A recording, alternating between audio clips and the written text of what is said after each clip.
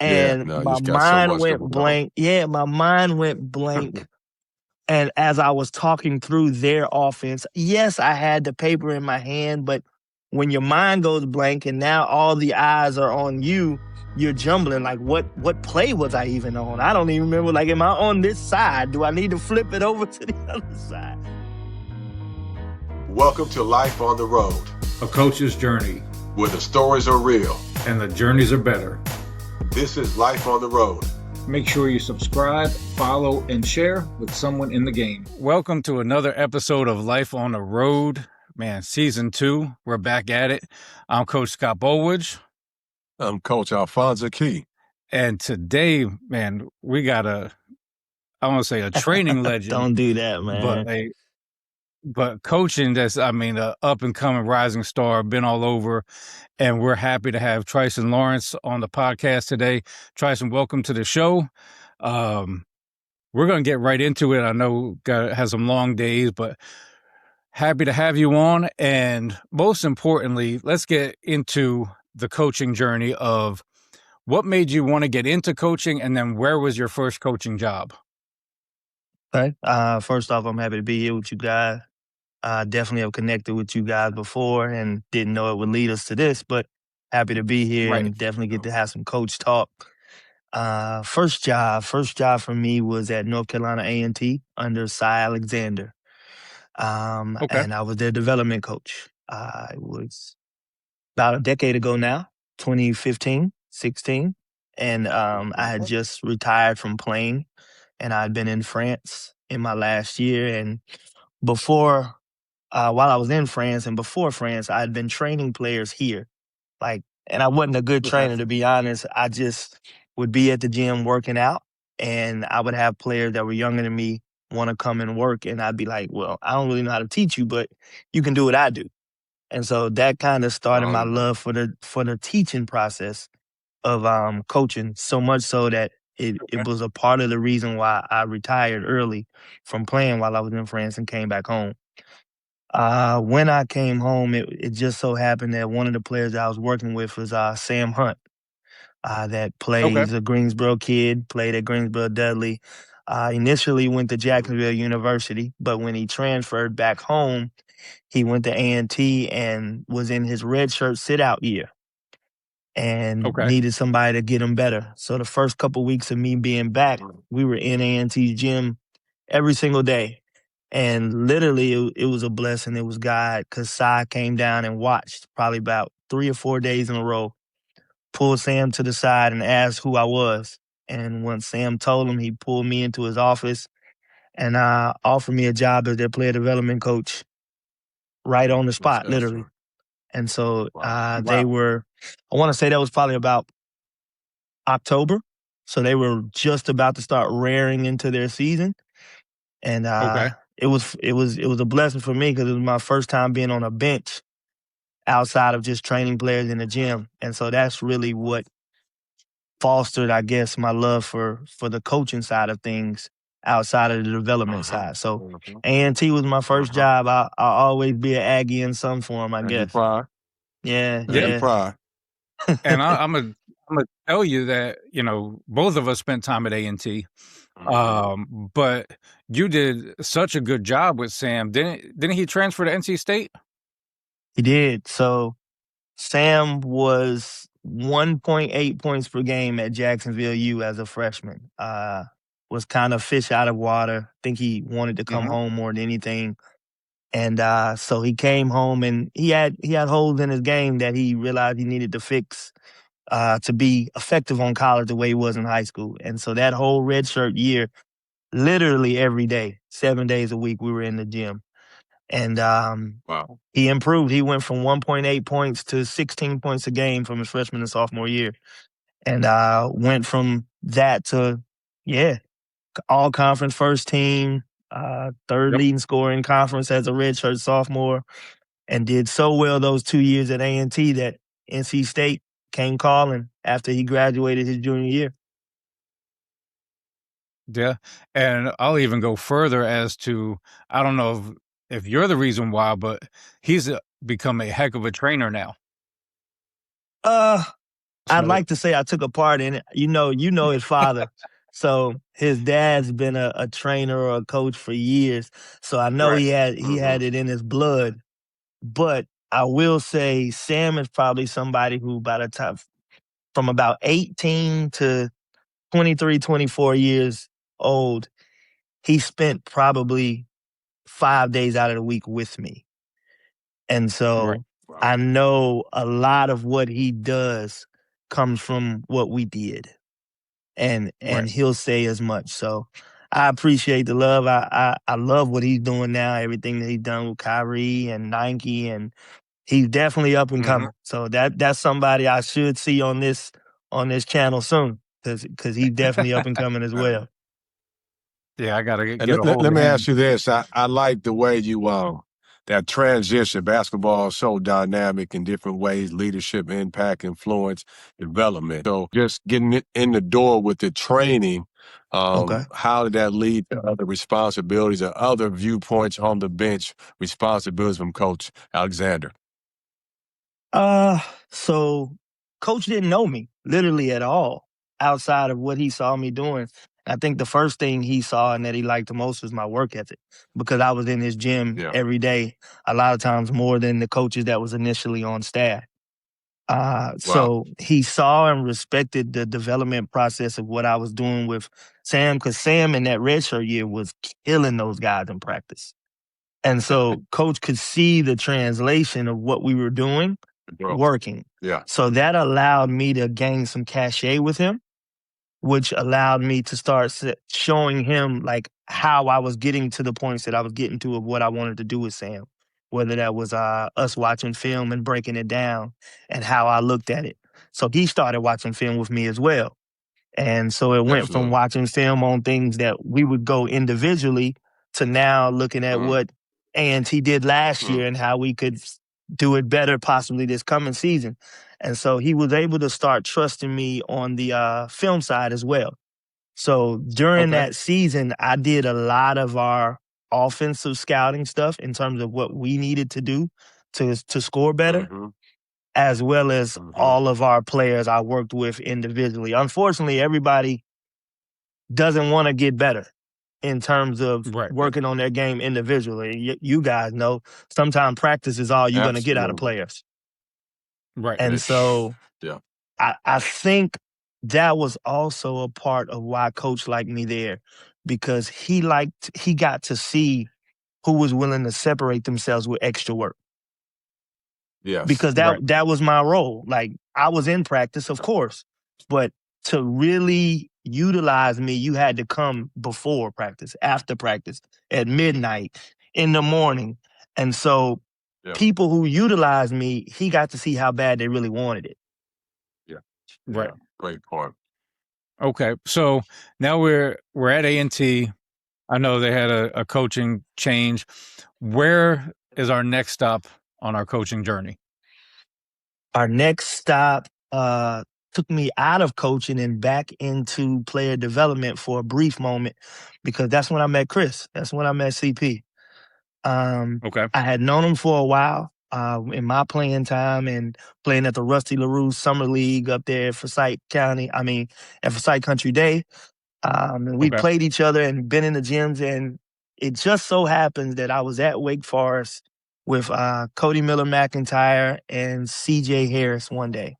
And I was working with them, and Chris came in the gym, and for whatever reason, he was a Clipper then, and his trainer could not fly in for the 2 or 3 days that he was supposed to be there. And so I was working with Cody and those guys, and he was on the other end just getting shots. But I saw him kind of peeping down on the other end at what was going on. And at the end of the workout, he asked me, he's like, look, I'm going to be here for another 2 days. Like, can you basically handle my workout? And who am I to say no to that? I jumped on the opportunity. Absolutely. I went home. I started studying, and he said those are some of the best 2 days that he had of that summer. And so he actually hired me to start training with him on a personal one-on-one level. That led me to working with CP3 on the AAU forum, which is how I met Coach Scott. And that was probably, I guess, my next transition is dropping down from college and going to the elite EYBL Nike space, in which I was able to work with Nike Academy and do the Elite 100. And I mean, well, we was there with CP. We had Wendell Carter, Colin Sexton, Wendell Moore, several NBA players that I've been able to put my hands on in terms of coaching. Right. Man, and so what was that experience like, working with CP and then working with these high-level, high-major 16, 17-year-olds on a daily basis over the summer? Working with CP was probably the greatest jump in my training level of understanding how to get players better and truly developing players, because he's so cerebral and he's smart. So I would have to study and do my homework and come to the gym with new things because I knew how good he was. I mean, this is one of the greatest guards to ever play the game. So how can I make somebody who's not only better than me, but better than 90% of the people that he plays better? And the only way I can do that is to be extremely smart, to be extremely detail-oriented in what I could see that he didn't do well and how I can help him make it better. And I think that's what he loved about working with me the most, is that I saw his weak points. And I was able to point them out in a way that he agreed that, I can do better at this. But I also gave him resolution to how we could make it a little bit better. And he gravitated to that because you guys know, like, Chris is a perfectionist. So anytime you can see a chink in the armor, he wants to fix it immediately. And so I think that's how our partnership became to be really, really good. Okay. And then transferring into... With Wendell, with Wendell and those guys, even the Elite 100s. For me, it was new because I'd never seen, like, just for Wendell Carter, I'd never seen a 6'10", 260-pound machine like that. That was 16, 17 years old. Hard to find. You don't see it. Like, and I went to Greensboro Dudley, which was a nationally ranked high school, and like, you don't see kids who you can put your finger on it and say, in 3 years, he's going to be in the NBA. I had never came across many kids like that. So it was kind of refreshing for me because I had been training young kids for, like, residual money during that time. And it was kind of like systematic training. It was refreshing to get with the Wendells and the Collins of the world because I got to treat them like pros already, which allowed me to give them things and tools that they weren't really getting from other coaches that they had because I was talking to them and giving them concepts on a level that they weren't getting in high school at that point. So the things that I would say to them, how I would add, like with Wendell, I know one of the biggest things for us was his angles on screens. He didn't know how to set good screens because he didn't understand angles. And so he started to understand the better angles I set this screen at, not only the more open my guard will be, but once the guard is open, now my big has to slide over to help. And now I'm open. Make a decision. So as you guys know, a great screen setter is the one who's going to always be open. Right. That's why I never understood why guys were crazy screeners. I mean, you want to score the ball. This is the blueprint. Screen like you lost your mind with impact, with patience, and being solid. I should screen to score the basketball. So it's amazing, guys. Makes it easy. If you can set screens, if you can set screens, you're a good scorer. Like, anytime you walk into a gym and you're watching a game, find a good screener, and he impacts the game. I promise you, he impacts the game. And so it was good. Elite 100 was great. I'll tell you about Nike Academy that year. That same year, I had Wendell Carter and them. We had a loaded class of kids. I think out of that Nike Academy year, which is 40 kids, it's 20 high school and then 20 of the top college players that are on NBA draft boards. In that year, I think it was 31 of the 40 kids ended up making it into the NBA, which is an unheard of percentage.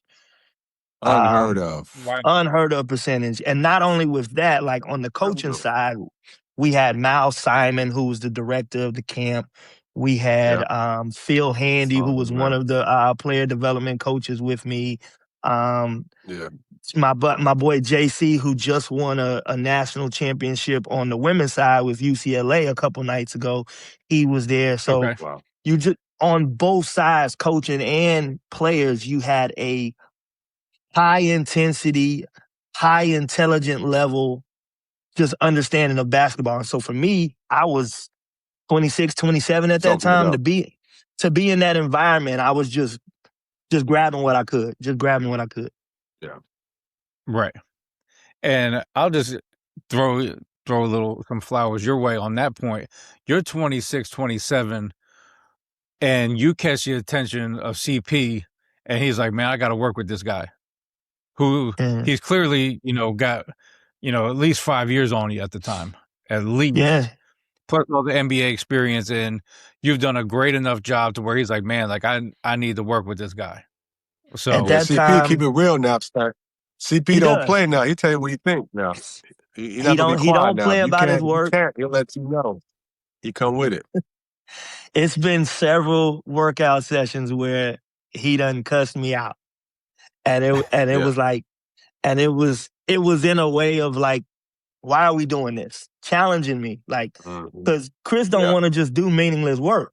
So if he don't understand the point behind why I'm having him do this, Chris will shut the whole thing down. And so that's what made me really delve into understanding why I did what I did or why I told players, because I needed to be prepared. Like he prepped me in development, right? So not only did I know drills, did I know situations to put players in, but I understood how to break down why we were doing it and why it was going to help your game. Absolutely. Okay. So now after CP3, where's our next coaching move? Our next coaching move is probably my biggest failure, but at the same time, probably one of the biggest eye-openers for me. I became a head coach in Taiwan on the pro level at 27 years old. I was the youngest pro coach in Asian basketball history and the youngest black pro coach in Asian basketball history at 27 years old. Okay. That's how you grew up. Yeah, that was an eye-opener for me, obviously living in Kaohsiung, Taiwan, which is one of the greatest cities in the world to me. I love Taiwan. Leading a group of players.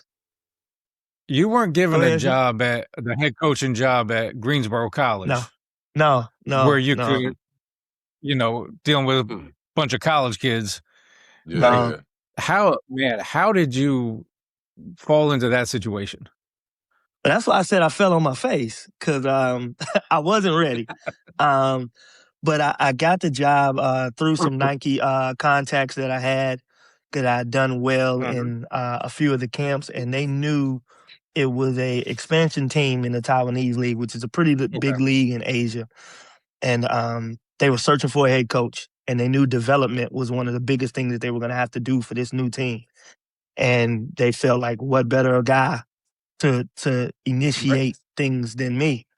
And of course, for me, I was going to jump on it because it's like, man, it's an opportunity of a lifetime. Absolutely. It was a transition for sure, because I had never coached guys who had families and had kids and had things to lose. Like, it's one thing to coach college kids. Yeah, like grown men.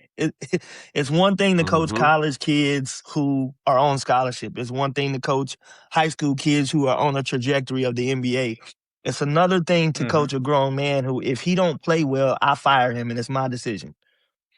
Or if he don't play well, he loses his check and maybe his daughter or his son doesn't eat the same way they've been eating because they're now not making the same check.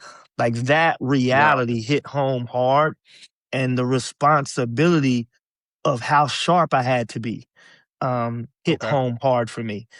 Because winning it. Can't hide against pros. You can't hide against pros. You got to know what you're doing.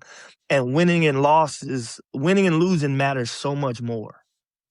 It matters so much more because, like I said, your livelihood, how you make money, is depicted on we winning, we losing. Great opportunity. I had to do everything. I got sharper in film because it was my job to make sure that we were prepared for scouts. I got sharper in running practices and understanding how to outline what we needed to get done for the day.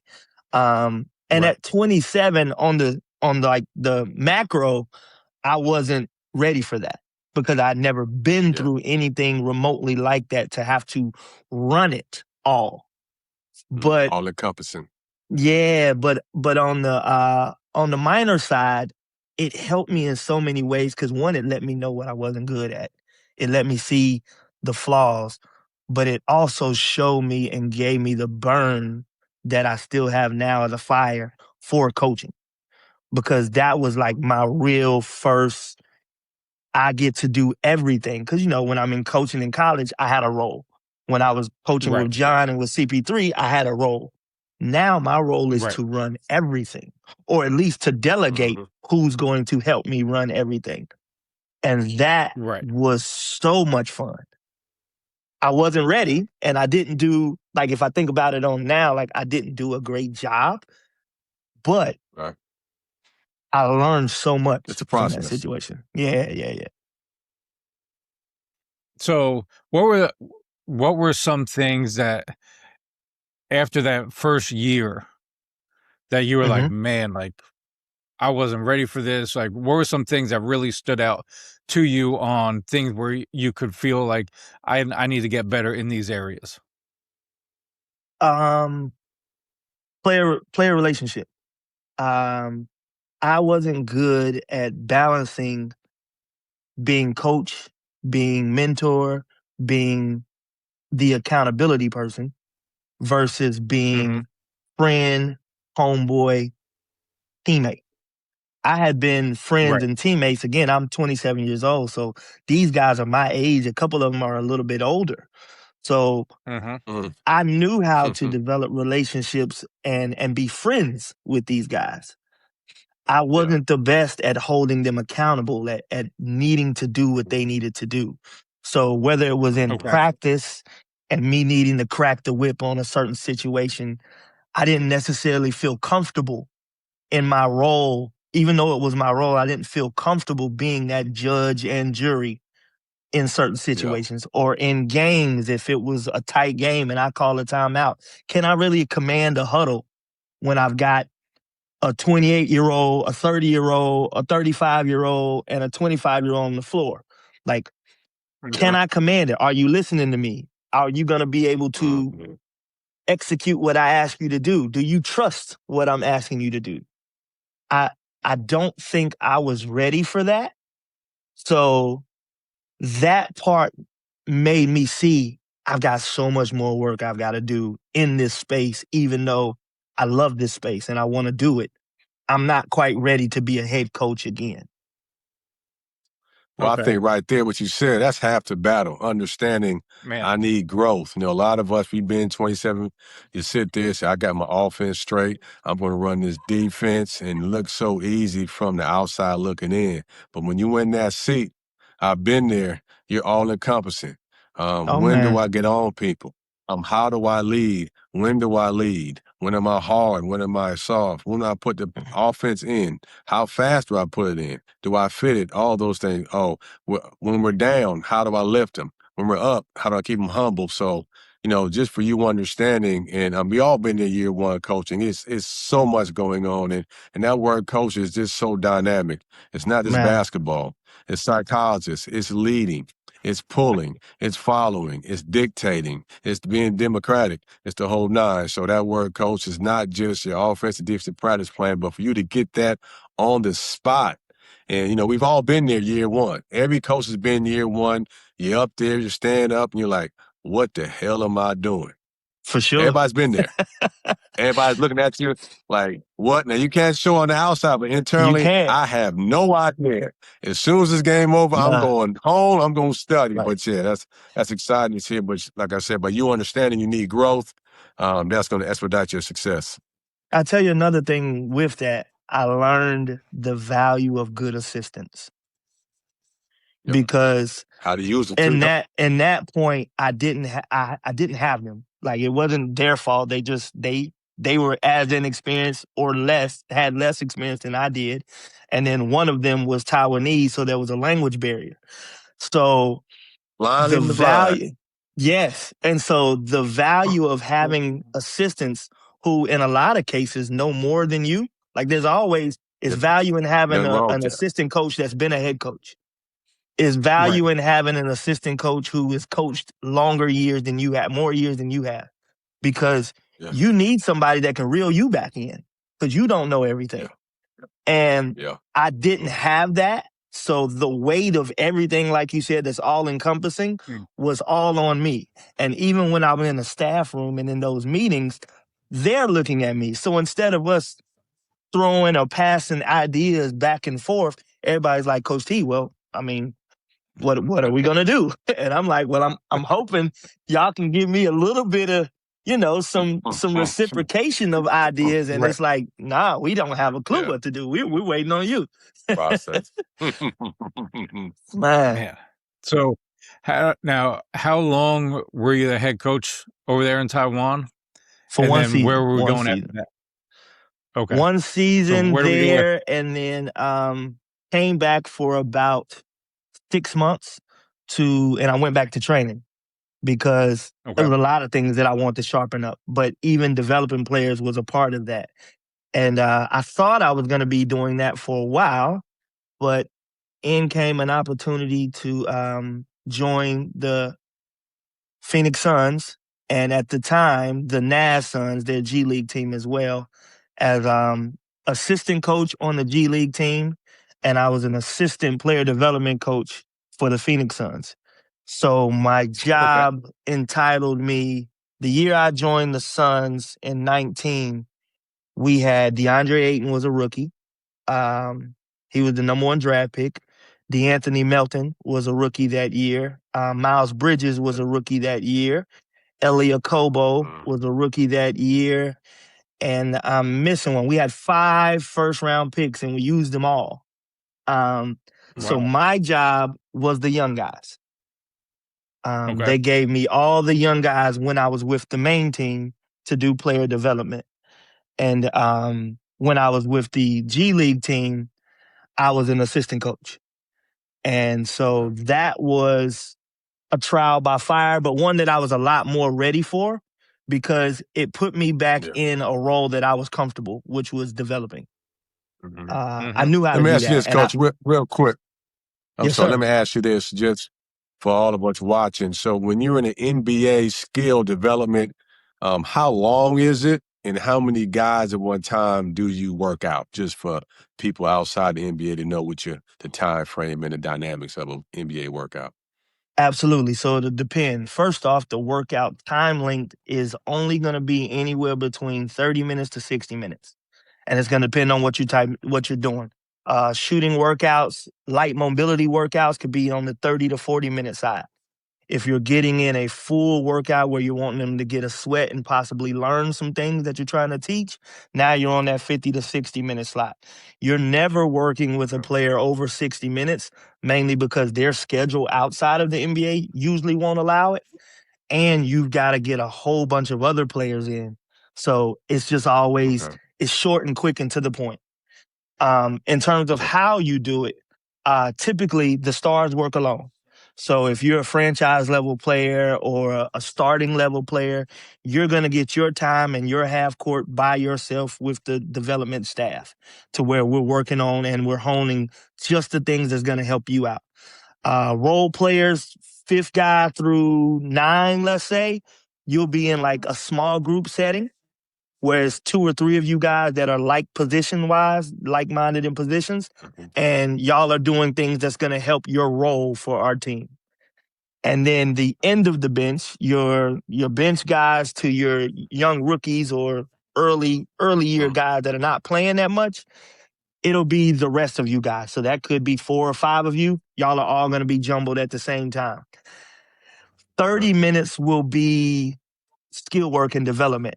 And then 30 minutes will be you guys playing live. because they don't play a lot of minutes and they don't get reps, it's very important for them to stay in game shape. So their game and also in practice, they don't get a lot of reps because in the NBA, you don't practice long. So the reps go to the players that play most of the minutes, and then they get out of the way and practice is over and they go home to their family and do what they got to do. So for the younger players, your time on court live is in a development workout.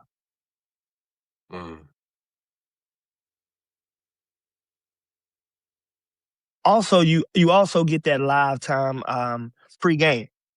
The day of a game, if you go to a game early in the NBA, you'll see the young guys on the floor playing 3-on-3, 2-on-2, 4-on-4. It's because they know they're not in the rotation that night, or they might not even be dressing that night. But it doesn't mean they don't have to clock in and get some work in.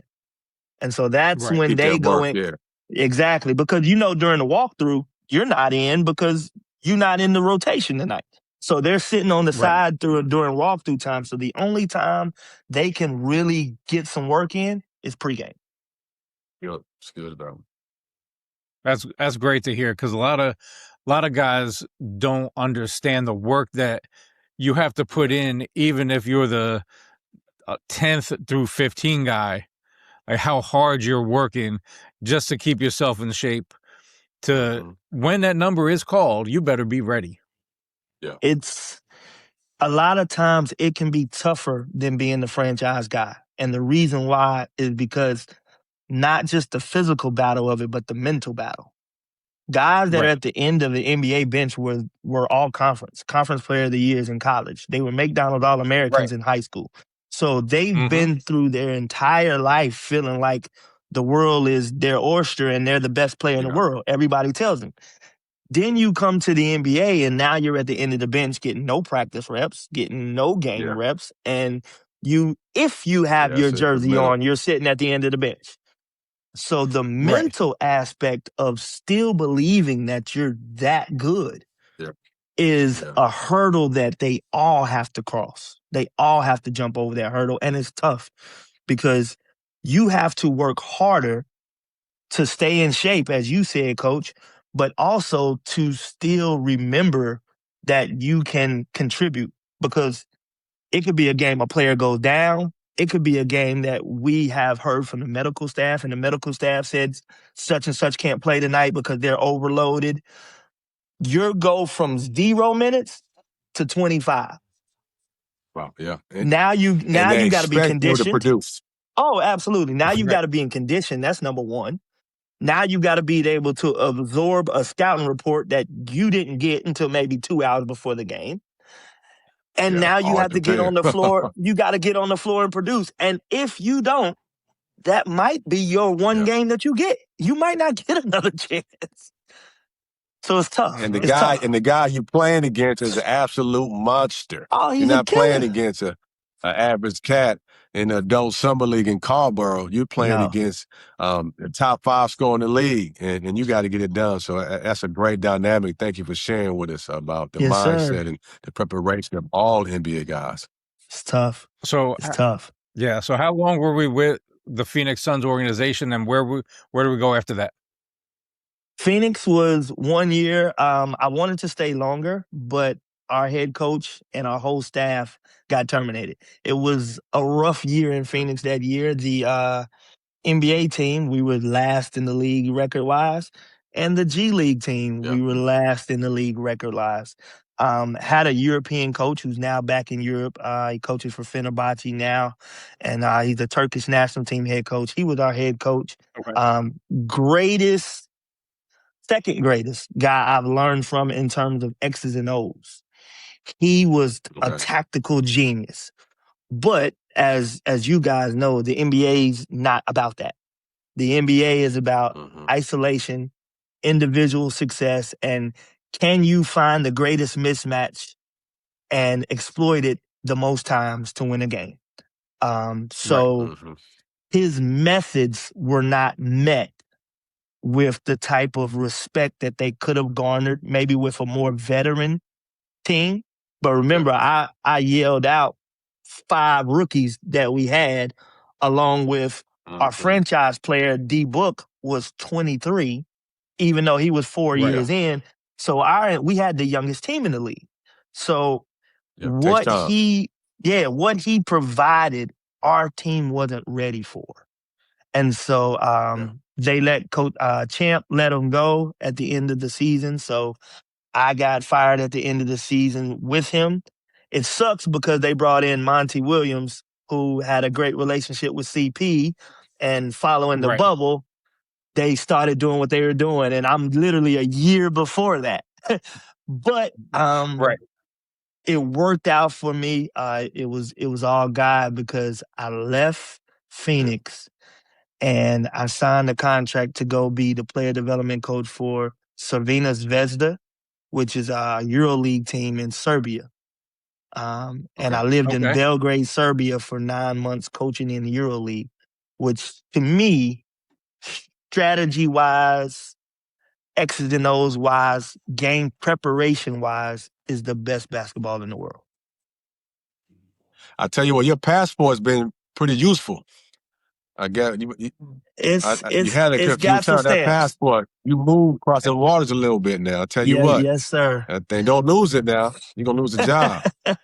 No, I got to keep that close to the chest, man. It's quite full, and I'm thankful and I'm blessed about it, and I think that's a part of what's allowed my training and my coaching to be so diverse, is because I've seen so many different ways basketball is coached and played, and I've been able to take from each spot and put it into what I believe basketball is in my brain.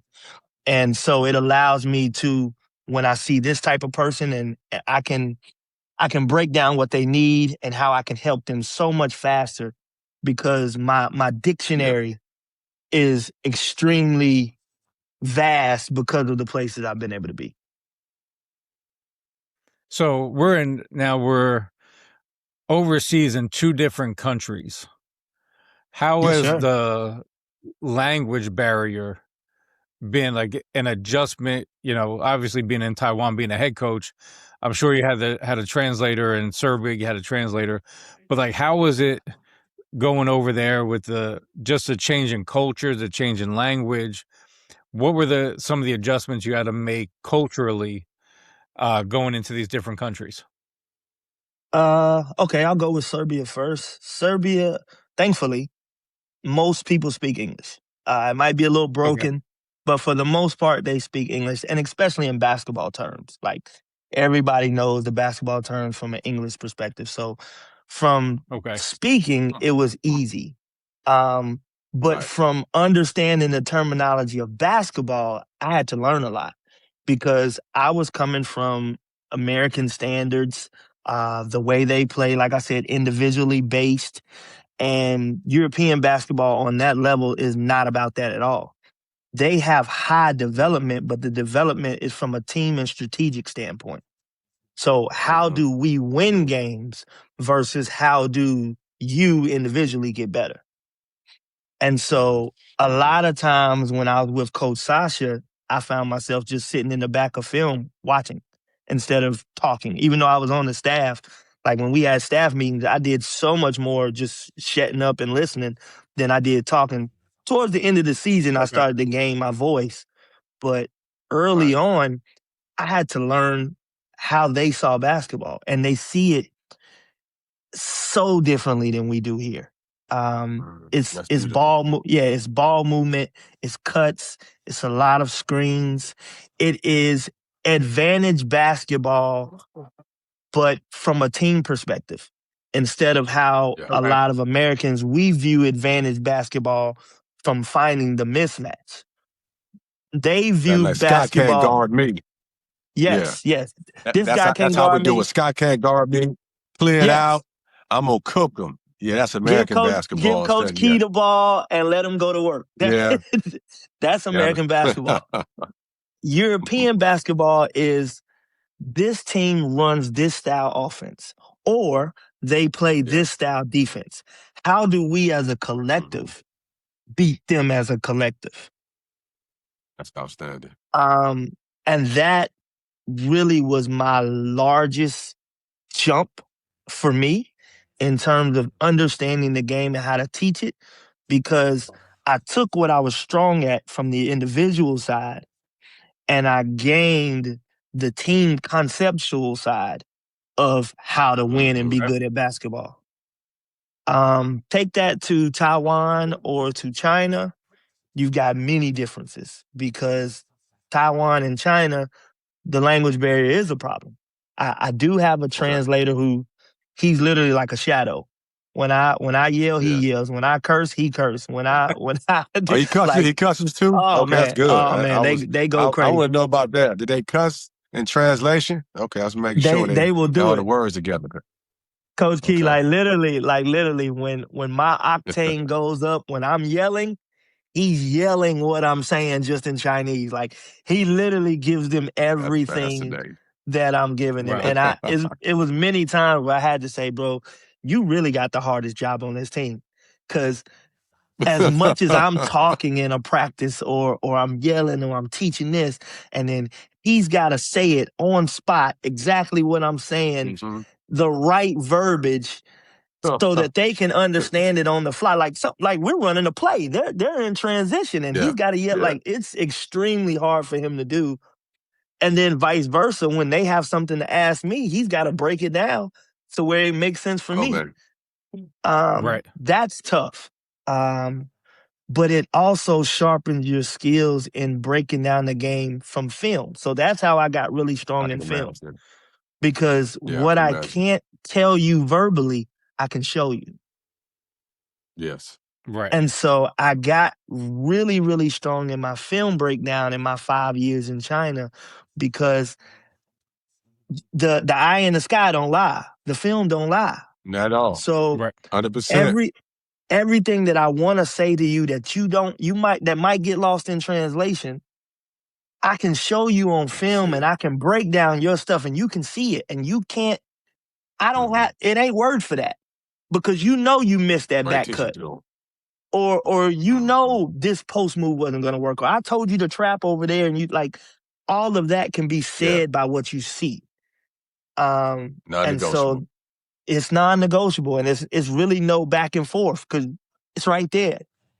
That's the biggest thing that I loved in the Asian part of it, which I love Asia. Asian basketball is growing. They have a love for it that is only rivaled by EuroLeague, in my estimation, like fan support, and in terms of use and pro players' passion. They want to learn. Like, they want you to challenge them and tell them where they're wrong so they can get better. They're the type of players to where the star player on our team who makes over $1 million, and he might be 31 years old, so he's 9 years into his pro career, he still wants to get extra hours of work after it. Yeah. You don't see that over here. And so their need and want to continue learning and getting better. As a coach, I mean, y'all know we're teachers. And so we don't want to teach an empty classroom or a classroom that don't want to listen. Right. Unmotivated. Exactly. So one of the biggest things that I love about Asian basketball is every time you speak, ears are up, eyes are looking at you, and it's like they are feeding and taking whatever you're saying. Yeah. And as a coach and a teacher, y'all know it don't get no better than that. It does. Absolutely. So after Serbia, you went to China, correct? Yes, sir. After Serbia, this was during COVID. We had a good year in Serbia, but literally on my flight home from Serbia, I got a call from my agent who asked me would I consider coaching in the CBA in China. And to pivot a little bit earlier than that, I had been going for about a month or two at a time for about 2 or 3 years before that, to train with a couple CBA teams to develop their players, help their coach put in their offense, and then I would come home. And so I had already gotten kind of an itch for understanding that China was good basketball, that financially it was good, and it was a place I could potentially want to coach. So when I got that call, it was like, oh, this is what I've been waiting for. Like, absolutely. That's it. Because COVID was going on. I wasn't quite sure what was going to happen in the NBA at the time. They hadn't had the bubble yet. And it was the Beijing Ducks, which is like the Los Angeles Lakers of China. So it was a no-brainer for me to take that job. Okay. So, and before you left China, did you guys win a championship? Is that correct? I did. This past season, so I spent Can't skip that, Coach. No, I can't skip that. This past season, which was basically year 4 for me in China, we were able to win a championship, and it was my organization's first. Their first in their 20-year history as a team. It was great. Honestly, I came over there early. I left in June, and they had high-level Chinese players, 2 or 3 guys that had been on the national team. And they'd had high-level Americans, Jahlil Okafor, Quinn Cook, Wilson Chandler. Those are the type of players who played on that team. But they didn't understand how to mesh elite Americans with their Chinese players, because they had elite-level Chinese players for China. They would bring in guys whose talents didn't mesh. And so the team would always finish top 4 in the regular season, but in the playoffs, they would get beat. And so I went over early to develop their Chinese players. So the season doesn't start until October. I got there in June. Yeah, I mean, okay. So I'm 5 months ahead of the game working with their Chinese players every day. And then our head coach, Coach Bo, put it largely on me to, now that I had an understanding of what they had from a Chinese perspective, who would benefit and mesh with our Chinese players best so that we can win a championship. And I was a part of picking 2 out of the 3 that we had. And one of them won the finals MVP, should have been regular season MVP. And we, won the regular season outright and won the championship over my first team, the Beijing Ducks, 4-2. That's big. That's big. That's huge. And then now we're moving on. And we're moving on, and I just happened to be this past October. I'm walking in to see my guy Chris over at Grimsley High School. Yes, sir. And I walk in the gym, and I see this guy working out. Was that your son? Yeah. Carter was there that day. So, like, I was like, man, that looks like Tryston there. But I didn't say anything. And then I'm talking with Chris, and he's like, yeah, Tryston, Tryston? I'm like, you got to be kidding me. Because I thought you were over in China. Yeah. And, he kind of gives me a heads up of what you're going to be doing. So, one, it was a great to see you and catch up with you at that point. But for sure, then, like, tell us where your next stop is and how you got into this position. So, won the championship in China. Literally, I come home, and 10 days after that, I get married.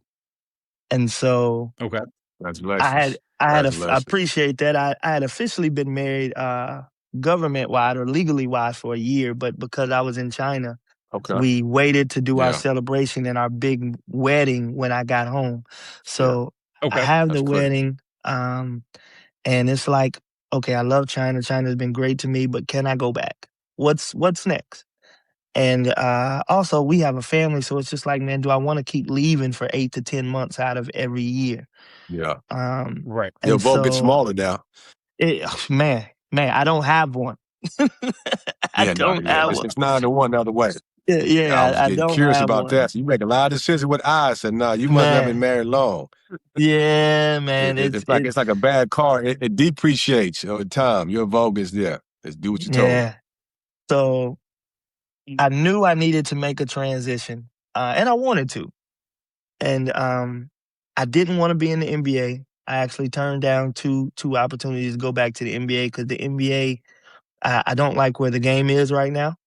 And like we talked about earlier, I'm a I'm a teacher at heart. And right now in the NBA, there's not a lot of teaching going on or real development. Right. And so I wasn't a fan of going back there. And so I wanted to know Hey, what was hold tight. You got it? Tryston, hold tight. Now, I've Okay. been D3, D2, D1, private school coach, public school, middle school.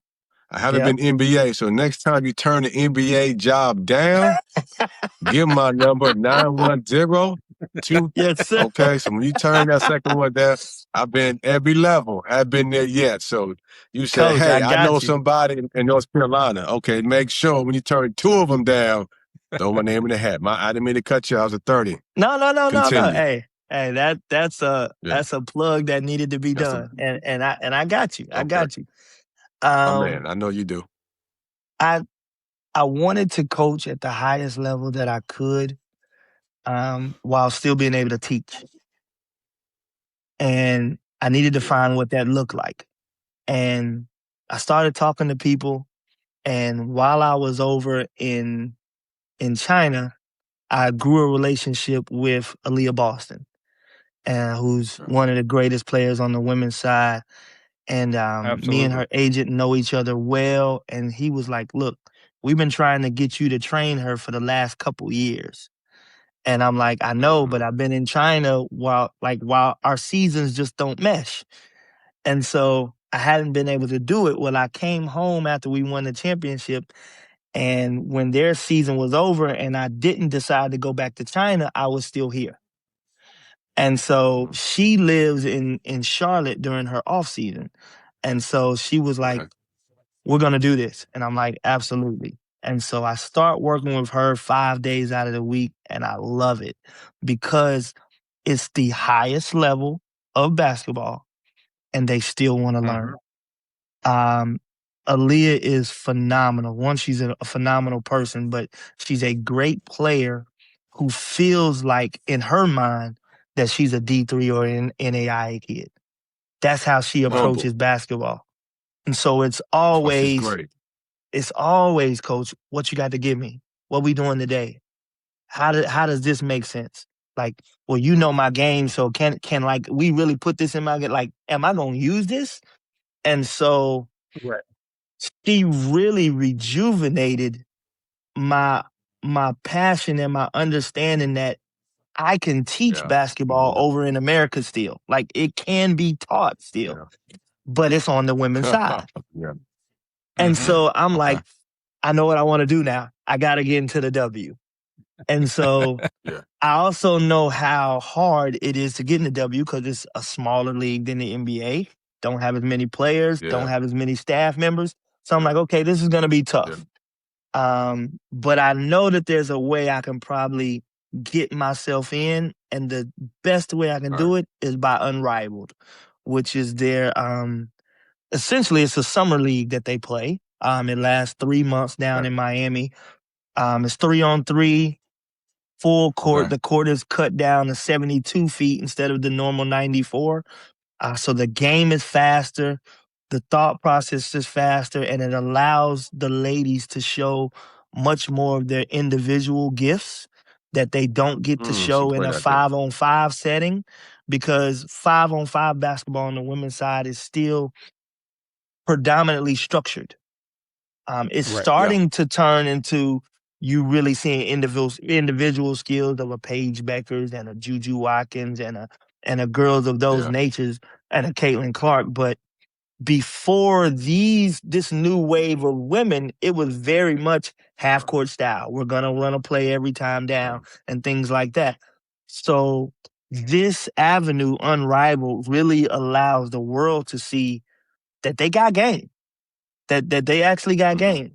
And so it's probably 40 of the top 50 women's basketball players in the world down there.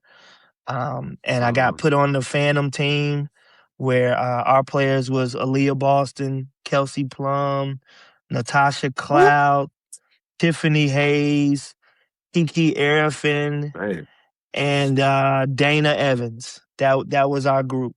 So I had two number one draft picks in the WNBA. I had 4 national champions in college. I had everybody on the roster except for Dana Evans had at least been a one-time WNBA All-Star. I had 2 Olympic gold medals. So when I said That's I a wanted, video game. it literally is. When I said I wanted to coach at the top level, but still wanted to teach, they literally checked every box I could possibly have. Yeah. Absolutely. Wow. So, and how was that experience going from, this was your first time on the women's side? Yes, first time. And, you know, so you're dealing with, I would say the biggest thing would be like the athleticism. Yes. They can hoop. But they can hoop. Thankfully, They you got call me a ticket hoopers. to one of your games. So I had a chance to see it live. And that was a great experience there. Like, talk about just the 3-on-3 and the transition from men's to women's. You know, you talked about the willingness to learn, but what kind of adjustment did you have to make? Was there a big change in skill? You know, what adjustments did you have to make from a coaching perspective? I believe working with Aliyah kind of helped ease me into that, but it Okay. also gave me a perception of, man, is everybody like that? Now, everybody's not quite Aliyah Boston. That's why she is who she is. Yeah. But when I got down there, one, the humongous misconception that they don't have game or that they don't have skill is extremely wrong. They are in a lot of ways more skilled than we are because they have the athletical limit. They have the athletic limits that we don't have. They're not as fast as we are. They're not as strong as we are. They don't jump as high as we do. So in order to still be effective, they have to think the game.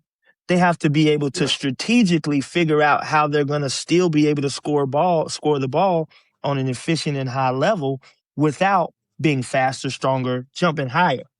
So in a lot of ways, they are more skilled than a lot of men you see playing the pro game because every time they have the ball, it's a thought process of what I'm going to do. Yeah. Okay. And strategic. Being able to delve into that thought process. And the beautiful part for me, I'll say, was, as I said, the game is now transitioning to being able to show individual skill sets and that they can do more things out of structural sets. Okay. I bring that because that's where we come from. As a player, I did it. As a coach, that's what I've been coaching. And so now I'm coming into with fresh perspective to a side of the game that needs and wants the perspective that I'm bringing. I could have gave them X's and O's, and I did. Like I was in charge of certain things. Our coach Hyden gave me a lot of responsibility. But the biggest thing that I think our ladies gravitated to with me was the fact that my scouting and my thought process of how to break down the game was a little different, I think, than what they're used to seeing, because it's not always about the strategic things. Sometimes it's about mismatches and finding angles and doing different things. And also because I came to them at a different kind of player development. I'm extremely physical. Like, I'm hands-on when I coach. I'm not just on the sideline telling you what to do, but I'm in the drill and I'm bumping you. Like, you know, on the women's side, they have practice players. Practice players get out the way because y'all might hurt them. Like, I know exactly where they need to feel this bump. And so I think that grew cachet with them, that I'm hands-on. And I think some of the biggest things that grew cachet with them was that the results you could see. What I'm asking you to do, what we're talking about when we're breaking film down or when I'm on the court with you, they translated fast. One example is Aliyah. Last season in the WNBA, made 6 threes the entire year, shot 18% from 3. In Unrivaled this past season, she shot 37% from 3 and had one game alone where she was 5 for 7. And so now Okay. Well, I should tell him. she's going into her WNBA season with a newfound confidence in shooting that every other top level woman in her profession has seen her do. So now it just Right. adds another bullet to her chamber that wasn't Correct. there. Got to close out. Got to close out now. And just another, again, giving you your flowers. You got another program where you walk in, the Phantom, they were projected to finish last, and you guys make it to the championship game of Unrivaled. And I think AB went down. Is that correct? She went Yes, down regular AB season? went down our last game of the regular season. Otherwise, we undoubtedly would have won the championship. Okay. Man, and you know what's crazy? What's crazy about that is I remember texting you before that last game asking if you were going to rest anybody. And we were going to play her. Yeah. You did. Just for that, she actually went down in practice 2 days before that game.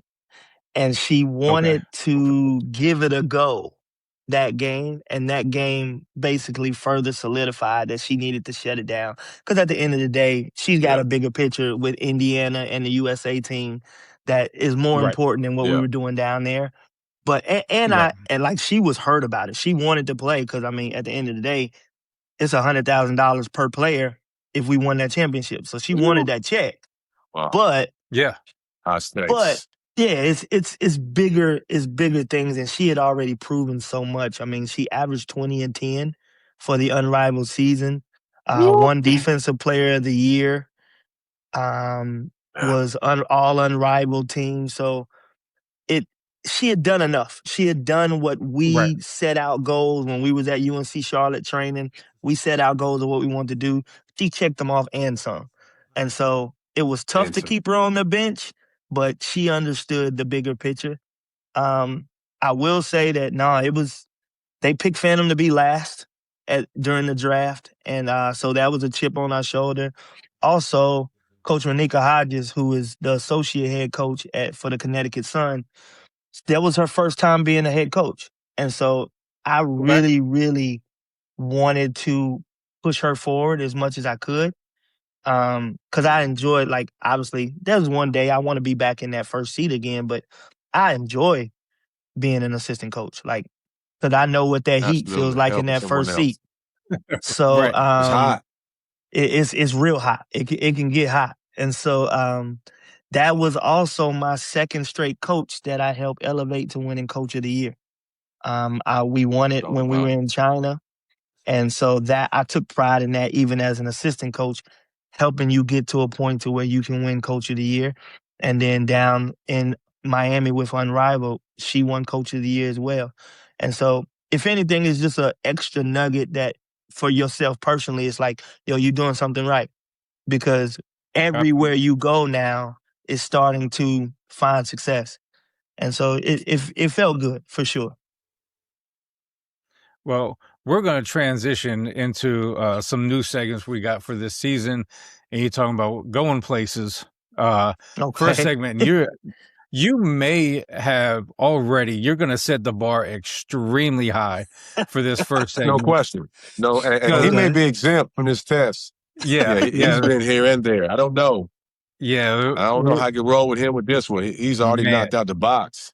So we call this segment Hoops Took Me Here, and then Hoops Took Me There. So the best place that the game of basketball has ever taken you, and then on the opposite side, the most obscure or off the wall place basketball has ever taken you.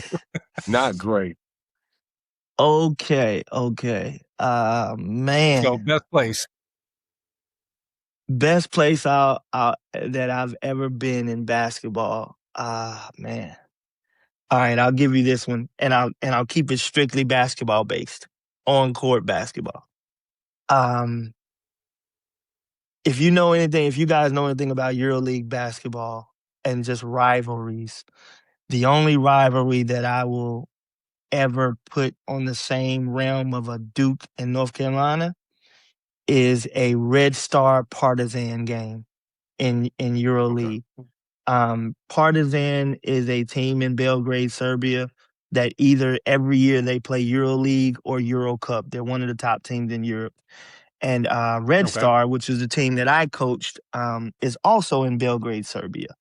And they're every year in the EuroLeague or Euro Cup, and they're fighting to win the country's league, and they're fighting to be the better of the two teams in EuroLeague every single year. Serbia in itself, you got Serbian mafias, you got gangs, you got this, that, the government. Everybody in that country is either black or red. If you're red, you're Red Star. If you're black, you're a Partizan fan. And it's literally split almost down the middle. So what I would encourage you guys and anybody watching to do is to go on YouTube and just click Serbia, Partizan versus Belgrade fans. And you will see it's an 18,000 seat arena, and you've got fans that will set literal fires in the stands, like fires blazing in the seats.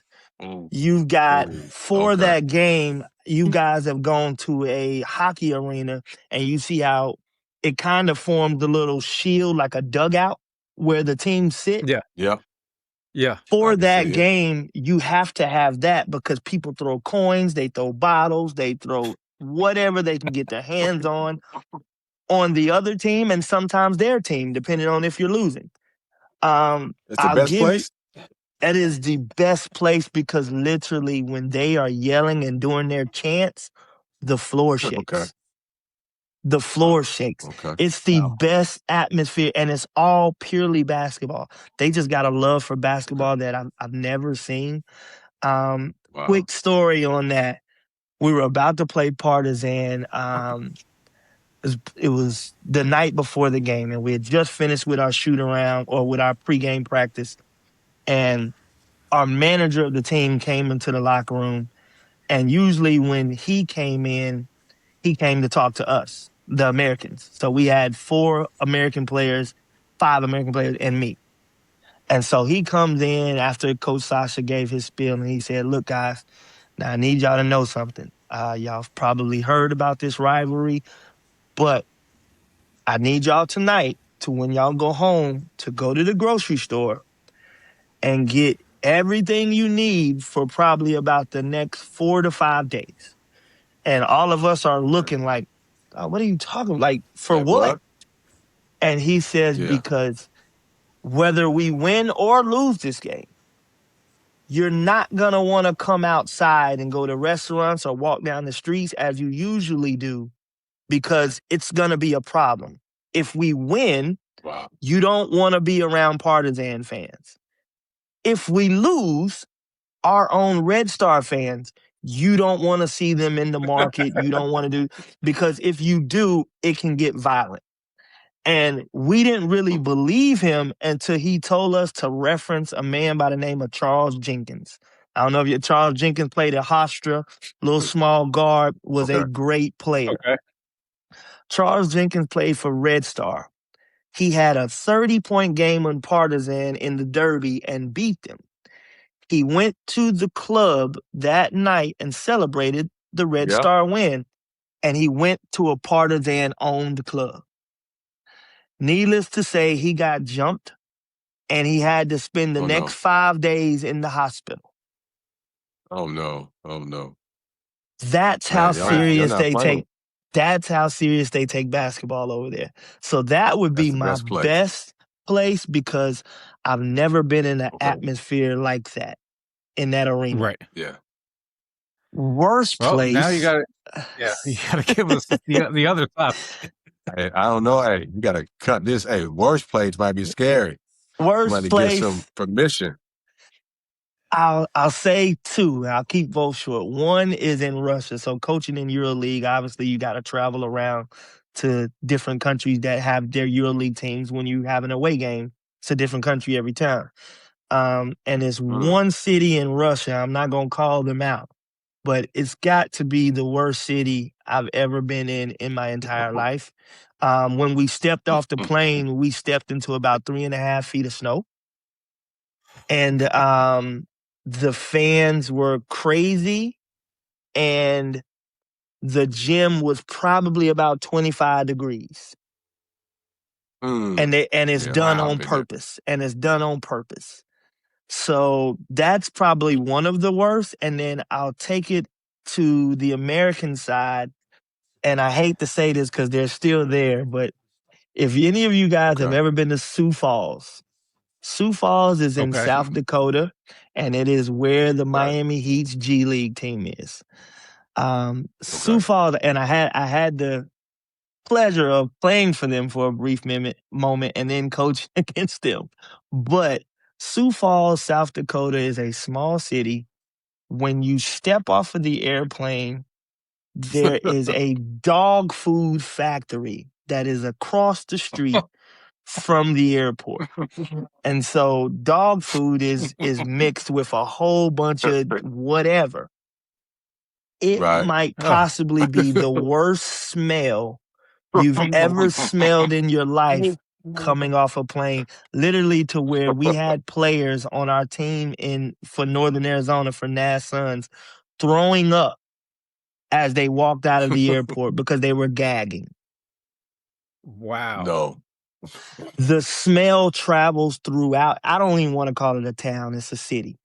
I mean, I don't even want to call it a city. It's a town. The smell travels I guess you're not going back coaching, are you? No, sir. The smell travels throughout the entire town, even so much so to where, like, when you're in the locker rooms, when you're in the arena, it doesn't leave you. Wow. And so just the pure funk of it all made my stay in Sioux Falls, South Dakota terrible. So that's the worst experience in basketball, because it's just like, man, like it makes it hard for you to focus on the game when it's just a putrid smell. Hey, you said the pure funk of it. Hey, Coach, that's a tremendous story. We got one more segment for you, Coach, because you are knocking it out.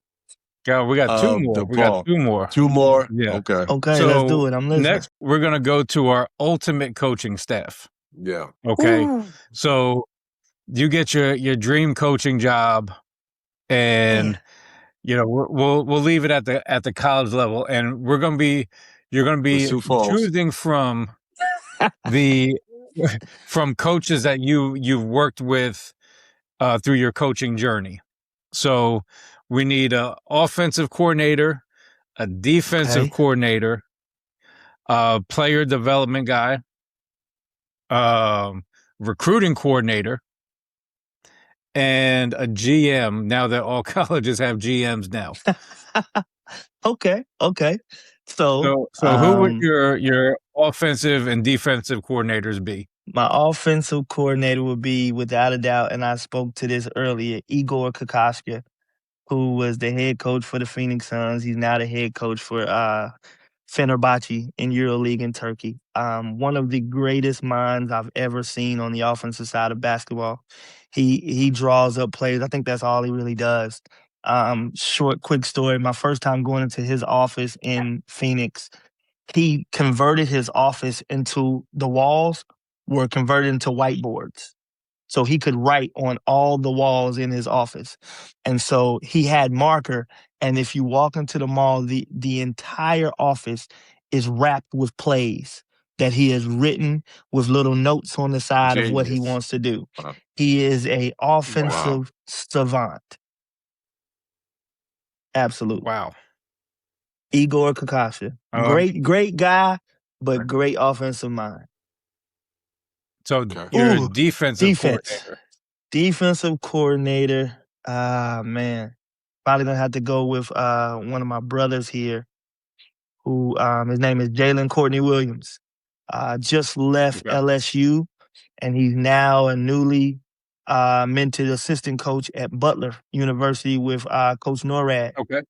On that staff. I think they're going to be great They put together a really good staff. John Diebler, my boy Jay, Coach Norad is obviously great.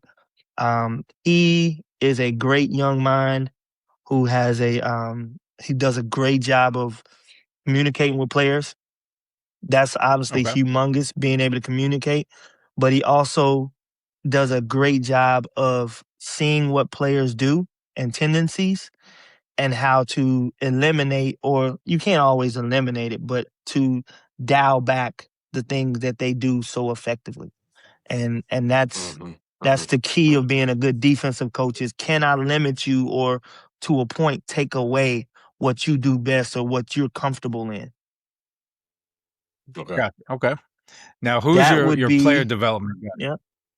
Oof. Now You. that was gonna be I was about to say that.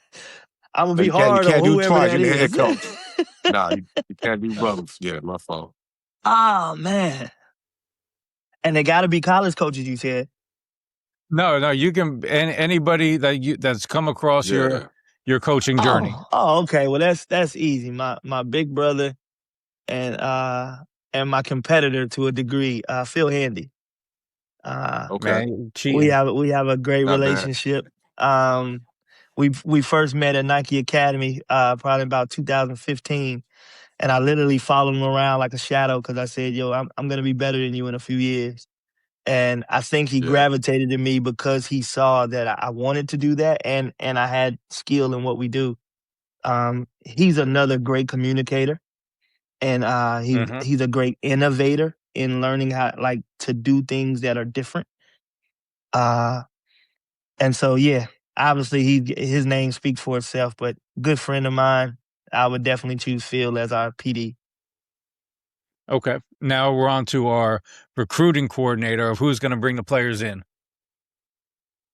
Ooh, this one I'll take it to a name that you know well too, Scott. He's just a people person, man. I don't know too many people who know this person and don't enjoy being around him. That'd be John Adams. Absolutely. Head coach and one of the directors of CP3's AAU organization. Great guy first, just on the surface. His database, a Rolodex of just people in basketball to know and have contact and be able to talk to. He knows everybody, and it's one thing to know him, but it's one thing for somebody to be able to call and speak well of you, or to want to work with you, or want to have one of your kids. I don't know too many people who I call and I would reference John Adams told me to call you, and it's not going to be met with good stuff. So John would be my recruiting coordinator because he knows everybody and has good relationships. Yes, he does. Now, lastly, the GM, who's going to handle the money and who's going to make sure the ship is running in the right direction. I'm going to cheat again, but you said they're my friends, and so I can use them. Absolutely, I'm going to take from Coach Shire down there in Duke and take my friend Rachel Baker. She is a master in her role. She understands relationships. She understands business. She's been in the NBA. She's been one of the directors of Nike EYBL for years. That's what she did before she took the role as GM down there at Duke. She ran EYBL along with Carlton and all of those guys. And obviously I have evidence over her first 4 or 5 years of how great of a job she's been doing at Duke, whether it is the NIL money that these kids have been getting, like Cooper Flagg. I want to say they said his number was at like 18 or 20 million last year that he got from NIL. And then what she's doing in terms of bringing them in, because it's not just their coaching staff. You got to have somebody, like you said, on the business side who understands the NIL structure, understand what these kids can make, understand how to build a roster to where it's going to function on the business side. Yep. And she's been a part of what? Two Final Fours, 2 Elite Eights in her first 4 years. I'll take that. Yeah, I'll take that. Now we're going to get to our last segment. That was a phenomenal coaching staff, by the way. It was. I think we can win, man. That's what I said. I think we can do all right. Yeah. We can win a few games with that staff. But Coach Key is going to bring in our last segment we call Remember the Times. Coach Key, take it away. Last segment, Remember the Times. There's some stuff behind the scenes that we've all gone through as far as coaches. If it's forgetting a scouting report, if it's getting chewed out by a head coach, so we like to keep the head coach anonymous.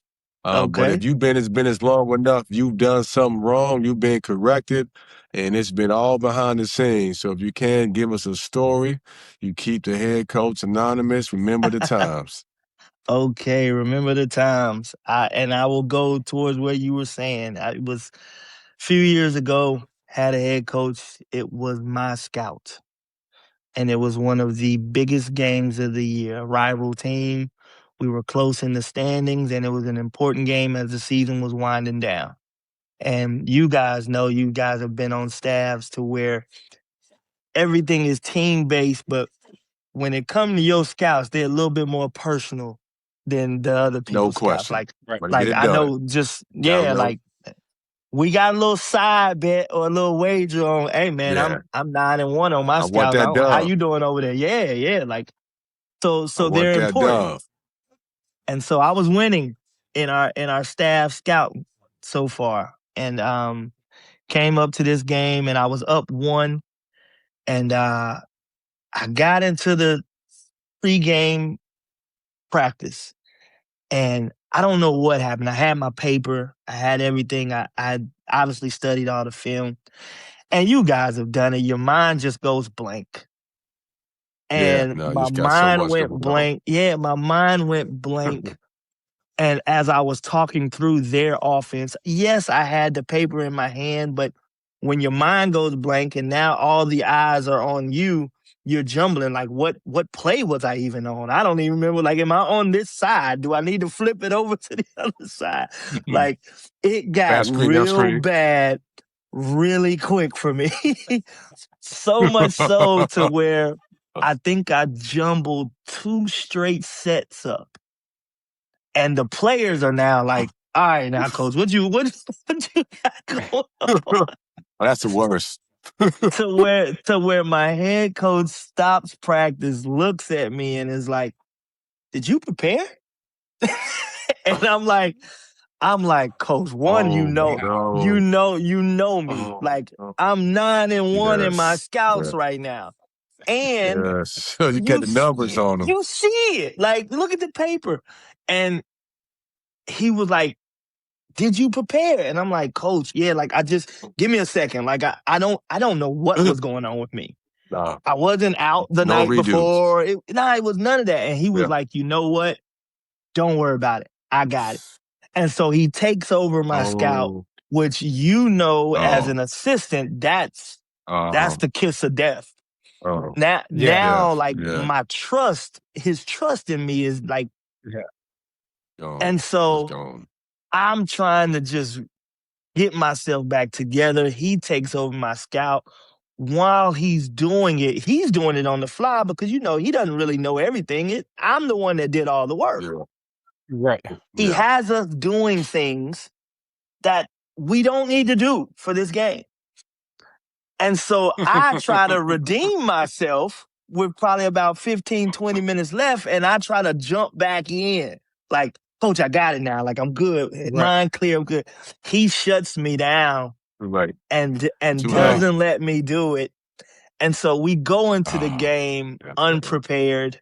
We lost the game. That's better. First half, it was terrible because we did everything that he told us to do in the game plan, which was not a part of my game plan.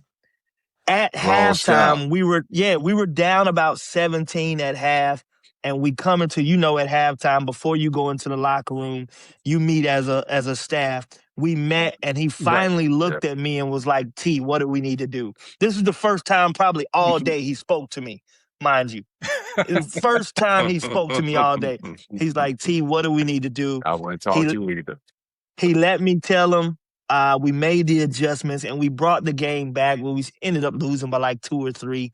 But that was probably my most embarrassing coaching moment, just because you guys know it's not many times as an assistant you get to star in the role.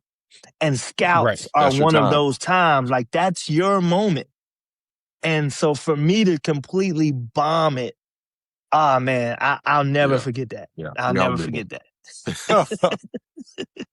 Oh, Coach, that's a great story. That's a A1. You know, when the lights are on you, it's your time to shine.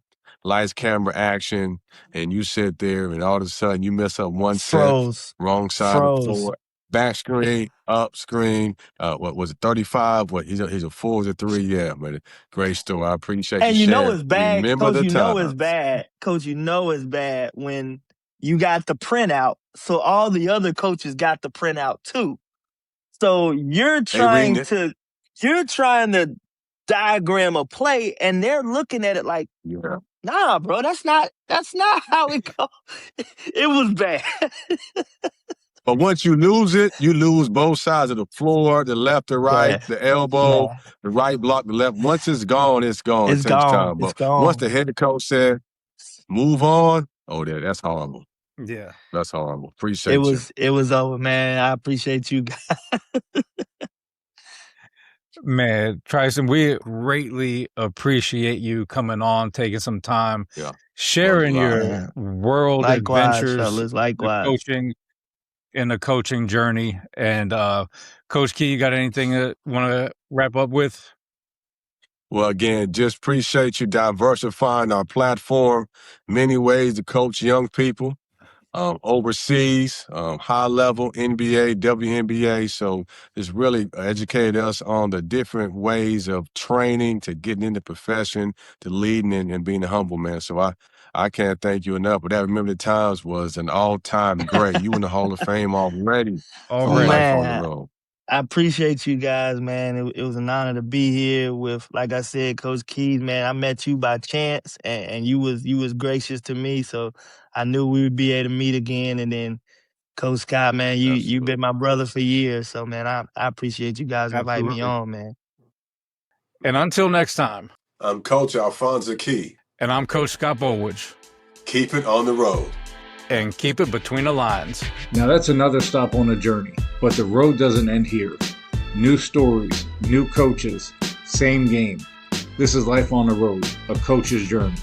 Make sure you subscribe, follow, and share with someone in the game.